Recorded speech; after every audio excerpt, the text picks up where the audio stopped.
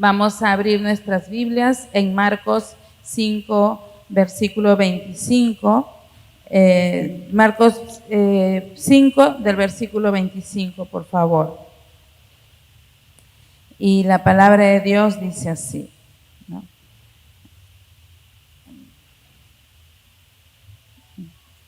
Dice: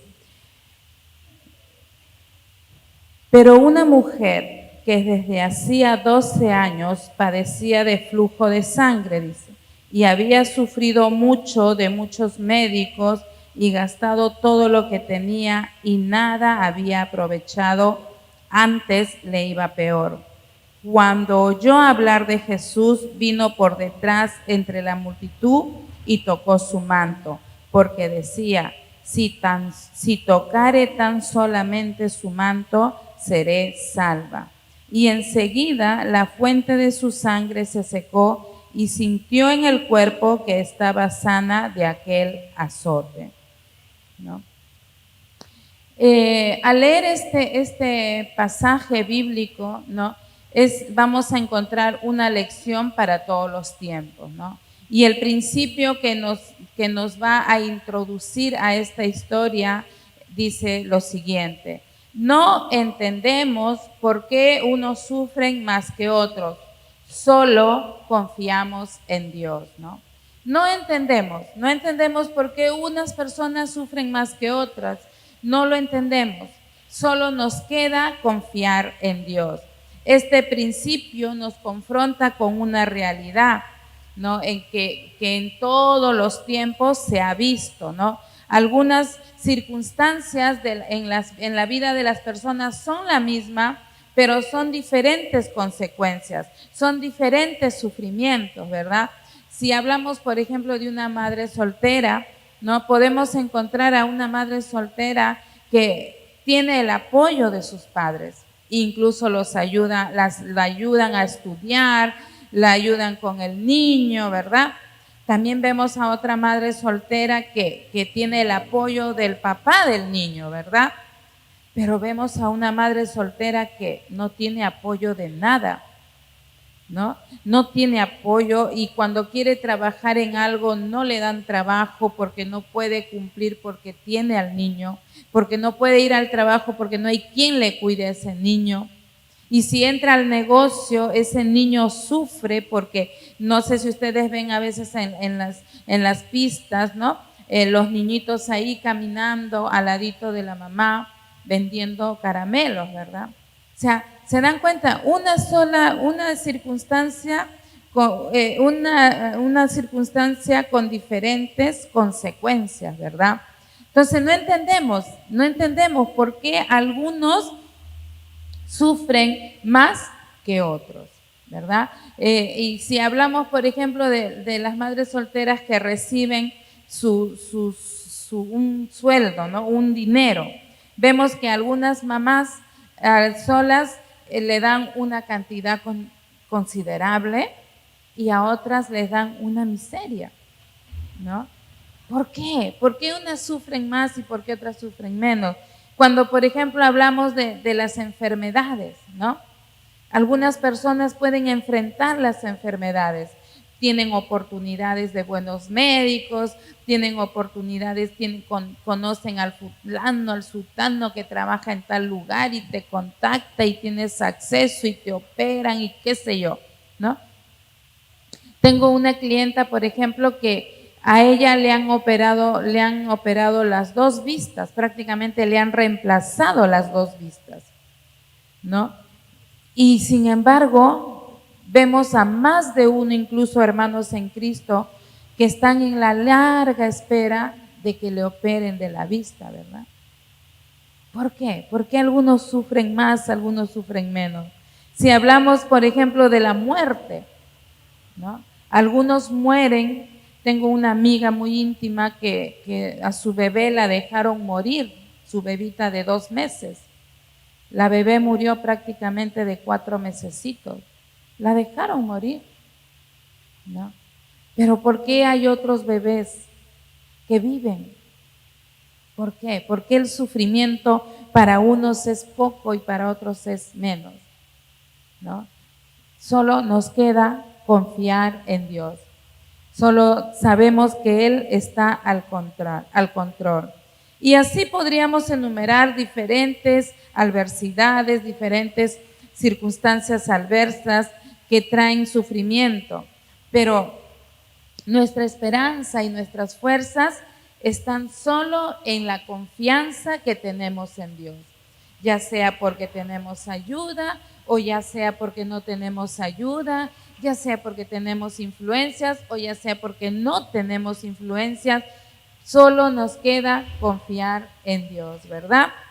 Entonces, en esta historia de esta mujer, ¿no? Nos habla de esta mujer que hacía 12 años, esta mujer padecía de flujo de sangre, dice, ¿no? Padecía de flujo de sangre. 12 años, ¿se imaginan cómo estaría de delgada? ¿Se imaginan cómo sería su aspecto? Era una hemorragia constante de día y de noche, ¿no? Hemorragia, ¿no? Y la lección básica que podemos encontrar de esta historia es que una mujer con una enfermedad por 12 años seguidos, ¿no? Es lastimoso, ¿no? Es muy triste para ella.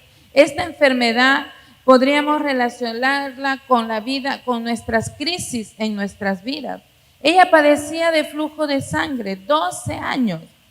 Nosotros podemos estar padeciendo por un hijo, podremos estar padeciendo por la salvación de nuestros padres, podríamos estar padeciendo por un hijo que está metido en las drogas, por una hija que no entiende el consejo, que no escucha el consejo, la dirección del padre, de la madre. 12 años, ¿no? 12 años. Es 12 años donde esta mujer padeció y 12 años donde ella estaba sufriendo de esta situación, de esta enfermedad, ¿no? Y yo te podría preguntar a ti y tú me podrías decir, bueno, ella 12 años, yo vengo orando, vengo teniendo este problema hace 30 años, hace 20 años, ¿no? Hace 50 años. Y así, podríamos decir que tenemos falta de una relación con un hijo hace 30 años, que no nos relacionamos bien con nuestro hijo, que no nos relacionamos bien con nuestros padres hace 20, 15, 18 años, ¿no? Entonces, vemos a esta mujer que ella tenía hemorragias constantes día y noche durante 12 años. Y es muy triste, es una lástima, ella estaría desesperada, estaría afligida, ¿no? Y lo que ella llega a entender es que solo Cristo la podía ayudar. Y lo que hoy esta mujer nos puede dejar es que no importa cuántos años una enfermedad o un problema o una raíz de pecado pueda estar en nuestras vidas, lo que importa es decidir buscar al Señor Todopoderoso que nos puede sacar de esto. La otra lección básica que podemos aprender de esta historia está en el versículo 26, ¿no? Donde dice, y había sufrido mucho de muchos médicos y gastado todo lo que tenía y nada había aprovechado, antes le iba peor, dice, ¿no? Esta mujer había hecho de todo. Vamos a suponer que ella había cumplido toda prescripción médica al pie de la letra. Había tomado su hierro, ¿no? Había tomado tantas cosas, ¿no? Todo lo que este médico le había dicho, ¿no? Pero no había resultados. Esta mujer había ido quizás a la medicina alternativa, ¿no? Tengo una amiga, una conocida del colegio de mi hijo, ¿no? Su hija estudió con mi hijo y la veo el otro día y me entero que tiene cáncer y está consumiéndose y no quiere saber nada de la medicina, ¿cómo se puede decir? La medicina industrial, se podría decir, sino que ella quiere la medicina alternativa, ¿no? La medicina natural, dice, ¿no? Pero le está yendo peor. Entonces, pongámonos a pensar que esta mujer hizo también eso, quizás. Se fue a la medicina, a los fármacos, se fue a la medicina alternativa. Algunas personas yo he escuchado decir que hasta los brujos se van con tal de curarse, ¿no? Y ella dice, había gastado todo, había comprado, había pagado, todo, dice, todo tipo de tratamiento médico lo había gastado, había vendido sus propiedades, lo había gastado todo, hasta lo último, dice. Ella buscaba una salida humana, ella buscaba una esperanza en la humanidad, en los médicos. Y esto también nos enseña a nosotros, que nosotros podemos buscar con nuestra humana capacidad cómo sacar a nuestros hijos de las drogas, cómo sacar a nuestros hijos de esa relación tóxica, cómo podremos sacar a nuestros hermanos de la pobreza, de las maldiciones generacionales. Vemos años tras años a nuestros familiares en eso, ¿no? Humanamente, ¿no? Humanamente buscamos salidas, humanamente, gastamos todo, ¿no? Hace años Dios me habló una palabra, me dio una lección, ¿no? Que cuando Dios disciplina, no nos metamos ¿cómo se dice eso?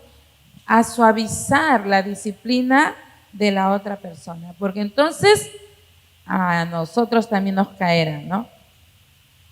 Nos caerá, ¿no? Entonces Dios disciplina, Dios te atrae con sus cuerdas de amor y entonces tú no puedes meterte a salvarle a alguien o tú no puedes buscar una salida por otro lado, porque es Dios quien está tratando contigo, es Dios quien está tratando con ese problema de hace 12 años. La otra lección básica que podemos encontrar es que siempre existe un momento de esperanza en la peor crisis. En el versículo 27 podemos leerlo y dice, cuando oyó hablar de Jesús, vino por detrás entre la multitud y tocó su manto. Cuando oyó hablar de Jesús, ¿no? Esta mujer estaba desahuciada. Nos representa a nosotros. Estamos cansados.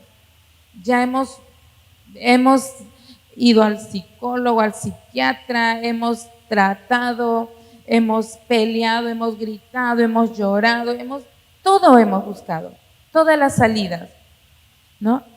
Ella estaba desahuciada, ¿no? Había buscado alivio y sanidad en otras personas, había buscado alivio y sanidad en los médicos, ¿no? Percatándose que al final de todo no servía nada, ninguna estrategia humana le sirvió. Ella había ido hasta su último recurso y dice que Jesús fue su último recurso, miren. Por eso dice, cuando oyó hablar de Jesús. Ella oyó hablar de Jesús. Jesús fue su último recurso. Y hoy podemos confrontarnos, ¿no? Podemos encontrar una lección de la falía humana, ¿no? ¿Cómo fallamos nosotros? Que en vez de ir a la fuente de vida, en vez de ir al autor y consumador de nuestras vidas, en vez de ir a nuestro creador, es al último a quien buscamos, ¿no? Es el último. Dios es el último momento, Dios es tu último recurso, ¿no? Sin embargo, ¿no? La lección que hoy podemos encontrar, que aunque ella buscó a Jesús en su último recurso, ¿no? Jesús la sanó. Cuando ella lo tocó, Jesús lo sanó. Salió poder sanador de él, ¿no? Y esto nos habla del Salmo 51, 17, cuando dice que Dios nunca rechazará a un corazón contrito y humillado, ¿no? Dios nunca nos desecha. Dios no viene y dice, claro, ahora sí, como soy, ya fuiste a los médicos, ya no tienes nada, ahora sí vienes a mí. No, ahora aguántate. No. Dice el Señor, permitió que salga poder para sanarla, ¿no? Él permitió. Cristo nos mostrará que es nuestro refugio seguro, incluso a los que lo buscamos como última opción y como último refugio, ¿no? Entonces para ella Jesús fue su último recurso. Y para ti de repente también hoy Dios te dice, ¿no? Soy tu último recurso. Ya lo intentaste todo. Ya lo hiciste todo humanamente. Soy tu último recurso. Y no creas que porque me tomas como último recurso, te desecho. No. Estoy atento. Estoy dispuesto a ayudarte, ¿no? Y la otra lección básica que vamos a encontrar es que la fe se fortalece cuando los pensamientos están alineados con lo que se desea, ¿no? Y vamos a leer en el versículo 28 donde dice, cuando ella en el versículo 27 dice, cuando oyó hablar de Jesús, vino por detrás entre la multitud y tocó su manto, porque decía, si tocare tan solamente su manto, seré salva, ¿no? Entonces, la fe se fortalece cuando los pensamientos se alinean con lo que desea. ¿Cuál era su pensamiento? Ser sana, ¿no? ¿Cuál era su deseo? ¿Cuál era su pensamiento? Tocar a Jesús. ¿Cuál era su deseo? Ser sana. Pero esas dos cosas tenían que agregársele la fe, que verdaderamente Jesús la iba a sanar. Entonces, si tú y yo alineamos nuestros pensamientos con nuestro deseo, pero si no creemos, no vamos a ver resultados. Yo he escuchado a más de uno decir, cuando más oro, cuando más pido, peor se ponen las cosas. O sea, tu fe desfallece, tu fe cae. ¿Por qué? Porque tus pensamientos con lo que deseas empiezan a batallar y no se afirman con tu fe. La palabra de Dios dice que en Hebreos 11:1 que la fe es la certeza de lo que uno espera y la convicción de lo que tú no ves. Tú tienes que creer, o sea, tú tienes certeza. Yo estoy seguro que seré sana. Yo estoy seguro que saldré de este problema. Estoy seguro que Dios me dará un trabajo. Estoy seguro que Dios me librará del calumniador. Estoy seguro que Dios me librará del acechador. Estoy seguro que Dios me sanará. Estoy seguro. Estoy seguro. Eso es la certeza de lo que espero. ¿Qué espero? Ser libre de las drogas, que mi hijo venga a la iglesia conmigo, que mi hijo escuche mi consejo. Eso espero. Estoy esperando eso. Espero que mis hijos no se peleen. Espero que mi matrimonio ande conforme al corazón de Dios. Espero, ¿verdad? Eso es lo que espero. No lo veo. No lo veo. ¿Qué ven mis ojos? Ven un matrimonio destruido, un matrimonio en la mentira. ¿Qué ven mis ojos? Un negocio que se está yendo a la quiebra, clientes que no pagan. ¿Qué ven mis ojos? Todo eso, ¿verdad? Pero, ¿cuál es la convicción de lo que no veo?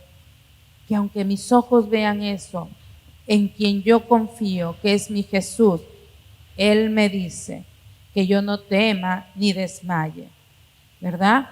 Que solo me esfuerce y sea valiente, que ponga en obra y en práctica todo este libro de la ley, que medite en ella de día y de noche y que no me aparte ni a derecha ni a izquierda.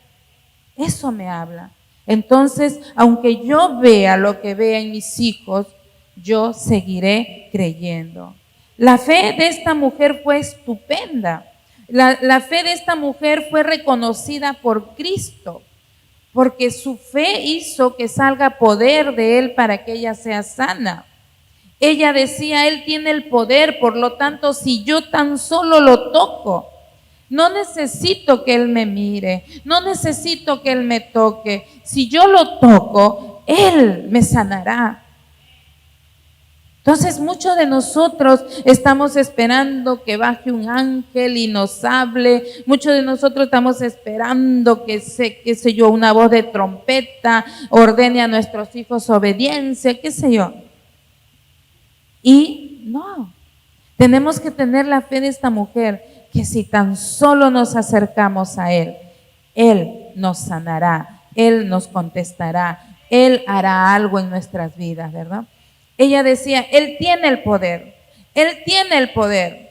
El maravilloso efecto de su fe, ¿no? Por el maravilloso efecto de su fe, consiguió su sanidad de inmediato, de inmediato.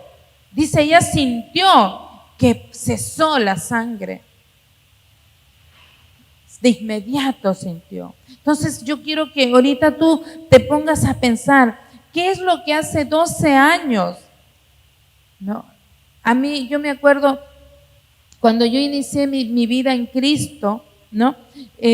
Yo tenía guardado un pecado, ¿no? Pero yo no sabía que era pecado, pensé que era algo normal, ¿no? Y me acuerdo que cuando escuché esto, ya habían pasado 3 años de ese pecado, ¿no? Y yo me acuerdo que leí esto diciendo, 12 años, será... Más adelante veremos que era un azote de Dios, una disciplina. Entonces Dios me dijo, te estoy disciplinando ya hace 3 años. Ve y habla con el pastor. Y yo le decía, pero yo no creo que es pecado. Y cuando yo fui donde el pastor, le dije, pastor, yo no creo que es pecado, pero Dios me manda a hablar con usted. Y ahí el pastor me dijo, sí, hija, lo que tú no has hecho es consumar el pecado, pero lo que hiciste sí era pecado. No consumaste el pecado. Y cuando Dios me dijo, ya van 3 años, así que si tú sigues así, van a pasar 12 años. Yo dije, no, yo mejor escucho ahorita la voz de Dios, porque de repente Él ya no me habla nunca más hasta dentro de 12 años. No, mejor lo escucho. Y fue cuando me fui donde el pastor me disciplinó y todo, ¿no? Porque hay que sufrir las consecuencias para ser restaurados, ¿verdad? Entonces, eso me abrió el entendimiento, aprendí, ¿no? Y entonces, esta mujer, yo te pregunto a ti, ¿cuántos años estás siendo disciplinado? ¿Cuántos años estás siendo azotado por Dios? ¿No? La palabra de Dios dice que Él nos ama y Él no va a querer que nosotros estemos así viviendo desordenadamente. Entonces dice, su fe de esta mujer se alineó a su pensamiento y ella dice, consiguió de inmediato su sanidad. Su fe se alineó a su pensamiento, a lo que ella deseaba. Hoy tú y yo podemos querer algo.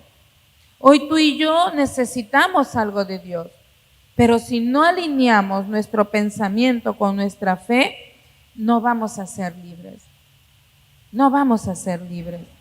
Hay muchas personas que estamos llenas de odio, esclavas de la pornografía, esclavas de la falta de perdón, ¿no? Pero si tú no alineas tu fe, tú no alineas tus pensamientos con tu fe, no vas a obtener nada. Por lo tanto, hoy alineemos nuestra fe en Cristo, en lo que Él anhela, lo que nuestra mente está anhelando que recibamos de Él. La otra lección básica es que ella dice, ha recibido, le dice, la fe recibe aquello que ha creído que ha de ocurrir, ¿ya? Y está en el versículo 29. Y enseguida la fuente de su sangre se secó y sintió en el cuerpo que estaba sana de aquel azote. Algunas versiones dicen azote, otras versiones dicen aflicción y otras versiones dicen pecado. Hoy tú y yo podríamos ponernos en cualquiera de esas interpretaciones. ¿Qué es lo que está pasando en nuestras vidas? ¿Por qué estamos padeciendo muchos años de lo mismo? ¿Es un azote? ¿Es una aflicción? ¿O es un pecado guardado? Hoy podemos tocar la puerta del perdón. Esta mujer tocó el manto de Jesús. Hoy tú y yo podemos tocar la puerta del perdón, la puerta de la misericordia de nuestro Padre. Hoy tú y yo podemos tocar la puerta de la nueva oportunidad. Podemos tocarla hoy. Es nuestra decisión. Cada uno de nosotros puede interpretar o recalcar esta palabra, ¿no? Como lo que tú estás llevando. Hoy tú no sales del yugo de esclavitud. Ella tenía un flujo de sangre. Alguno de nosotros puede tener un yugo atado a la pornografía, atado a la lujuria, atado a la codicia, atado a la desconsideración, a la falta de amor. Hoy tú puedes estar atado a ese yugo de la pornografía, de la masturbación, del alcohol. Algunos podemos engañarnos a nosotros mismos y decir, es un brindis, no tiene nada que ver, ¿no? Podríamos tener un yugo de una vida doble. En la iglesia somos algo, pero en casa somos totalmente distintos. Pero hoy Dios nos dice, ¿no? Puedes ser libre de tu azote, puedes ser libre de tu aflicción, puedes ser libre de tu pecado. Hoy tú y yo decidimos, amados hermanos, hoy tú y yo decidimos. Y la última lección básica que nos da este texto, esta historia de esta mujer, está en el versículo 33 y 34, donde dice, entonces la mujer, temiendo y temblando, sabiendo lo que en ella había sido hecho, vino y se postró delante de él y le dijo toda la verdad. Y él le dijo, hija, tu fe te ha hecho salva, ve en paz y queda sana de tu azote. Y saben, esto impactó mi corazón, porque dice que ella le dijo toda la verdad. Se postró y le dijo toda la verdad. La palabra de Dios, hace muchos años escuché un predicador decir que posiblemente esta mujer había caído en pecado sexual. Y cuando tú caías en pecado sexual, tú tenías que ir y presentarte ante el sacerdote y contar y presentar una expiación por tu pecado. Ahora, si ella hacía eso, la apedreaban también. Entonces, de miedo a eso, ella quizás no contó, ¿no? Pero ella estuvo inmunda 12 años. Cuando leemos en Levítico 12, del 1 al 4, encontramos que cuando una mujer menstruaba, era impura esos días de su menstruación. Y cuando daba a luz, era impura o 30 o 60 días. Y todo lo que esta persona, esta mujer, mientras que estaba sangrando, tocaba, era impuro, ¿no? Entonces, y yo me preguntaba y decía, no, Señor, ¿cuántos de nosotros estamos impuros delante de ti? ¿Cuántos de nosotros tocamos a nuestros hijos? Tocamos a nuestra esposa, a nuestro esposo, impuros, los contaminamos con nuestro pecado. ¿Cuántos de nosotros, no? Y dice, pues, ¿no? Ella le dice, le contó todo. Y este tema, amados hermanos, es una recapacitación para nosotros. Cuéntale a Jesús, cuéntale a tu líder, a tu pastor, si hay un pecado escondido en ti, y sé libre de tu azote, ¿no? ¿Qué ocasionó el azote de esta mujer? No lo sabemos. ¿Qué ocasiona tu azote? ¿Qué ocasiona tu aflicción? ¿Qué ocasiona el pecado al cual estás atado? No lo sabemos. Tú lo sabes, ¿no? El Salmo 32 dice, ¿no? Mientras callé, se envejecieron mis huesos, y de día y de noche tu mano se agravó sobre mi vida, dice. Pero cuando te declaré mi pecado, fui librada mi alma. Y el salmista dice también, ¿no? Me consumí, me sequé, dice. Mis verdades de verano se secaron, dice. ¿Cuántos de nosotros estamos secos espiritualmente? ¿Cuántos de nosotros estamos sedientos, hambrientos espiritualmente? ¿Cuántos? ¿Hasta cuándo? Esta mujer tuvo fe, decidió ir al maestro, ya no pudo más, fue a todos lados, pero fue al maestro y le contó todo, dice, le contó todo. Hoy tú y yo tenemos que contarle a Dios para que su mano no siga agravándose sobre nuestras vidas. La fe en Jesús la sanó, la fe en Jesús la libró. Hoy Dios nos insta a tener fe en Él para ser libres, para ser sanados, para que ese yugo que nos tiene atados sea roto en nuestras vidas. No importa lo que ocasionó tu azote, no importa lo que ocasionó tu aflicción, no importa qué tipo de pecado es, lo que importa es que vengamos al Maestro.